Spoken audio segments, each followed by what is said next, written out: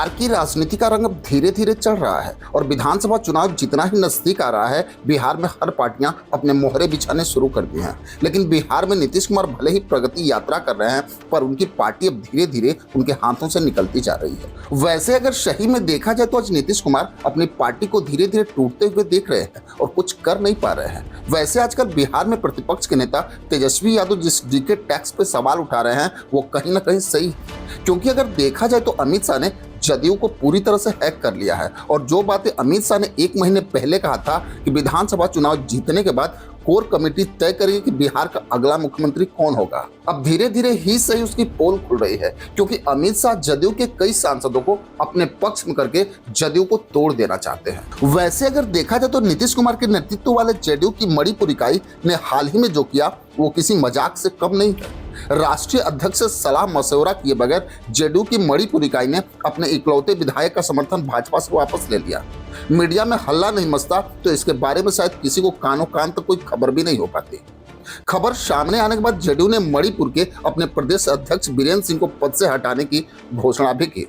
जदयू के बारे में हाल ही के दिनों में इस बात की खूब चर्चा रही कि नीतीश कुमार के हाथ से पार्टी निकल रही है। जदयू पर नीतीश कुमार की पकड़ ढीली होने की बात को इस बात से बल मिलता है कि राष्ट्रीय कार्यकारी की अध्यक्ष संजय झा के 2 कार्यक्रमों से नीतीश कुमार ने दूरी बना ली। पहला कार्यक्रम उनके नए बंगले में गृह प्रवेश का था।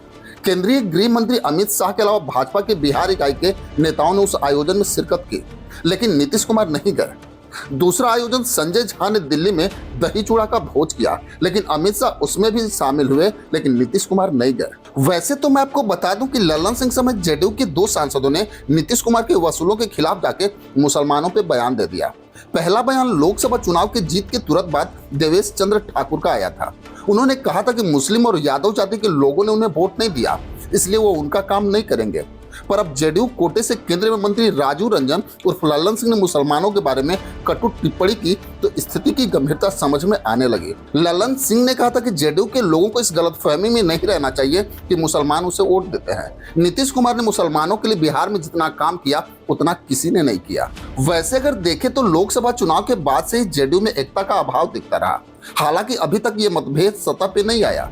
वक्फ संशोधन बिल पे भी लल्लन सिंह के भाजपा के साथ खड़े होने को नीतीश के मर्जी के खिलाफ माना गया। मनीष वर्मा के कार्यक्रम पे रोक लगाने के संजय झा के निर्देश को जदयू में खटपट के तौर पे देखा गया। संजय झा के आयोजनों से नीतीश कुमार के दूर रहने को पार्टी में खटपट के तौर पे जानकार देखते रहे हैं। ऐसे में अब सवाल उठता है, क्या सच में पार्टी पे नीतीश कुमार की पकड़ ढीली पड़ती जा रही है? पहले तो ऐसा कभी नहीं हुआ। नीतीश के मर्जी के खिलाफ पार्टी में पहले पत्ता तक नहीं हिलता था, लेकिन अब इतना तो सत्य है कि अमित शाह ने जदयू को पूरी तरह से अपने कब्जे में कर लिया है और जदयू आने वाले समय में 2 फाड़ में पट जाएगी। खैर, इसमें आपकी क्या राय है हमें कमेंट बॉक्स में जरूर लिखेंगे। बस आज के लिए इतना ही, फिर मिलेंगे। जय हिंद।